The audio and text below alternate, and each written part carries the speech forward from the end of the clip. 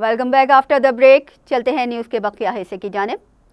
صدر مملکت ڈاکٹر عارف علوی اور نگراں وزیر اعظم انوار الحق کاکڑ نے یوم سیاہ کشمیر کے موقع پر اپنے پیغامات میں کہا کہ 27 اکتوبر کشمیریوں کے لیے سیاہ ترین دنوں میں سے ایک ہے. اس دن کشمیریوں کی جائز خواہشات کا گلا گھونٹ دیا گیا تھا. مقبوضہ کشمیر پر بھارتی قبضے کی تلخیات میں رات 12 بجے سے کشمیریوں نے بھارتی فوجی قبضے کے خلاف احتجاج شروع کر دیا. مظفر آباد میں مظاہرین کی جانب سے مشعل بردار ریلی نکالی گئی. اس موقع پر مظاہرین کا کہنا تھا کہ 76 برس سے بھارت نے طاقت کے بلبوتے پر کشمیریوں کی آزادی دبا رکھی ہے. اقوام متحدہ نے کشمیریوں کو حق خود ارادیت دینے کا وعدہ کیا تھا. اب اقوام عالم کو چاہیے کہ وہ کشمیریوں کو حق خود ارادیت دلوانے کے لیے اپنا کردار ادا کریں. صدر مملکت ڈاکٹر عارف علوی نے کہا کہ 27 اکتوبر 1947 کشمیری عوام کے لیے سیاہ ترین دنوں میں سے ایک ہے. بھارتی قبضے نے اپنی تقدیر خود طے کرنے کی کشمیریوں کی جائز خواہش کا گلا گھونٹ رکھا ہے. نگراں وزیر اعظم کا کہنا تھا کہ کشمیری عوام کے حقیقی نمائندے برسوں سے پابند سلاسل ہیں. مقبوضہ کشمیر میں میڈیا پر پابندیاں بڑے پیمانے پر مسلط کی جا رہی ہیں. بھارت کشمیریوں کی حق خود ارادیت کی جدوجہد کو دبانے میں ناکام رہا ہے. بھارتی حکمرانوں نے قطر اور کینیڈا میں ہونے والی جنگ ہسائی سے توجہ ہٹانے کے لیے پھر سرجیکل اسٹرائیک کا جھوٹا دعویٰ کر دیا. وادی نیلم میں 5 بے گناہ نوجوانوں کو شہید کر کے دہشت گردی کا رنگ دے دیا. وادی نیلم کے 5 نوجوان گزشتہ 2 روز سے لاپتہ تھے. نوجوانوں کے اہل خانہ نے گمشدگی کی FIR علاقے کے تھانے میں درج کروا دی تھی، لیکن 2 دنوں بعد بھارتی دہشت گرد فوج نے نوجوانوں کی لاشیں ورثہ کے حوالے کر دی.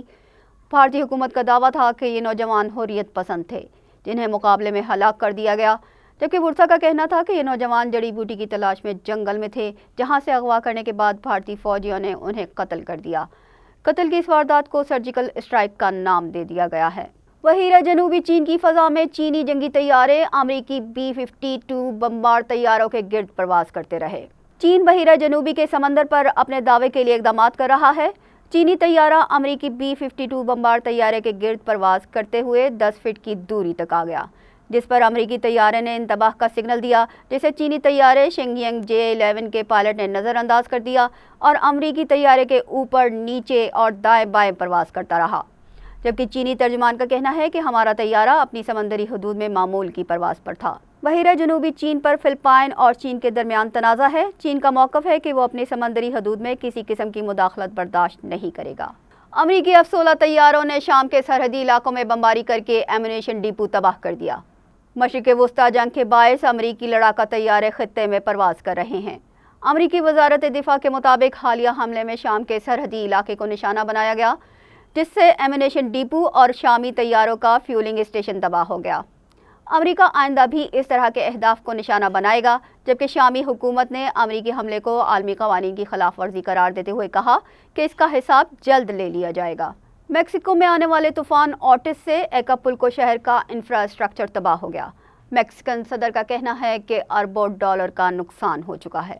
میکسیکو کے ساحلی شہر ایکاپلکو کو سمندری طوفان اوٹس سے شدید تباہی کا سامنا ہے. طوفان سے 27 افراد ہلاک جبکہ متعدد زخمی ہوئے ہیں. کیٹیگری 5 کے طوفان سے سینکڑوں رہائشی اور کمرشل عمارتیں تباہ ہو گئی ہیں. مقامی حکومت کے مطابق طوفان سے اربوں ڈالر کا نقصان کا تخمینہ لگایا گیا ہے، جو مزید تحقیق سے بڑھ بھی سکتا ہے. جرمن چانسلر سب سہارا افریقی ملکوں کے درمیان تنازعات کے خاتمے کے لیے نائجر پہنچ گئے. جرمنی سب سہارا کے افریقن ملکوں میں جاری تنازعات کے خاتمے کے لیے کوششوں میں مصروف ہے. ان ملکوں میں خانہ جنگی اور لڑائی سے یورپ، خصوصاً جرمنی کو فراہم ہونے والے ایندھن میں رکاوٹ آ رہی ہے. جرمنی سب سے زیادہ تیل نائجیریا سے حاصل کرتا ہے. اس کی گیس کی ضروریات بھی نائجیریا اور دیگر افریقی ممالک پورا کرتے ہیں. روس، یوکرین اور مشرق وسطی جنگ کے باعث یورپی ممالک توانائی کے ممکنہ بحران سے بچنے کے لیے سب سہارا کے افریقن ممالک سے تیل اور گیس حاصل کر رہے ہیں.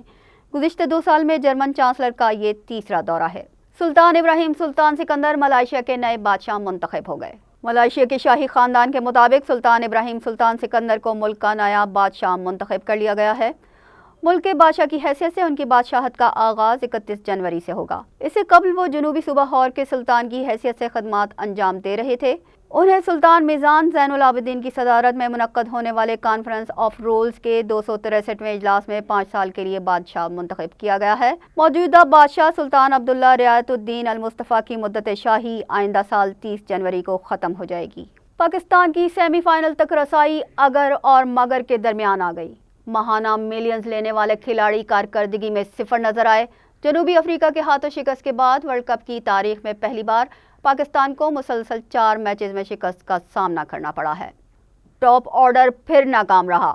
رضوان مسلسل تیسرے میچ میں غیر ذمہ دارانہ شاٹ کھیلتے ہوئے مشکوک انداز سے آؤٹ ہوئے، جبکہ سفارشی اوپنر امام الحق حسب روایت کوئی خاص کارکردگی نہیں دکھا سکے۔ کرکٹ ایکسپرٹ کا کہنا ہے کہ قائدانہ صلاحیت سے عاری کپتان بابر اعظم کو انتہائی اہم اوور محمد نواز سے کروانے کے بجائے اسامہ میر سے کروانے کی ضرورت تھی۔ جنوبی افریقہ نے پاکستان کو سنسنی خیز مقابلے کے بعد 1 وکٹ سے شکست دے دی۔ جنوبی افریقہ نے پاکستان کا 271 رنز کا ہدف 9 وکٹوں کے نقصان پر 47.2 اوورز میں پورا کر لیا۔ ورلڈ کپ کی تاریخ میں پہلی بار پاکستان کو ایک ورلڈ کپ میں مسلسل 4 میچز میں شکست ہوئی ہے۔ جنوبی افریقہ کے ہاتھوں شکست کے بعد پاکستان کا سیمی فائنل میں پہنچنا کافی مشکل ہو گیا ہے۔ پاکستان کے ابھی 3 میچز باقی ہیں۔ سیمی فائنل میں پہنچنے کے لیے قومی ٹیم کو اپنے بقیہ تمام میچز جیتنے کے ساتھ ساتھ دوسری ٹیموں کی شکست پر بھی انحصار کرنا ہوگا۔ اس کے ساتھ ہی نیوز بلیٹن اپنے اختتام کا پہنچا۔ ہمیں دیجیے اجازت۔ اللہ نگہبان۔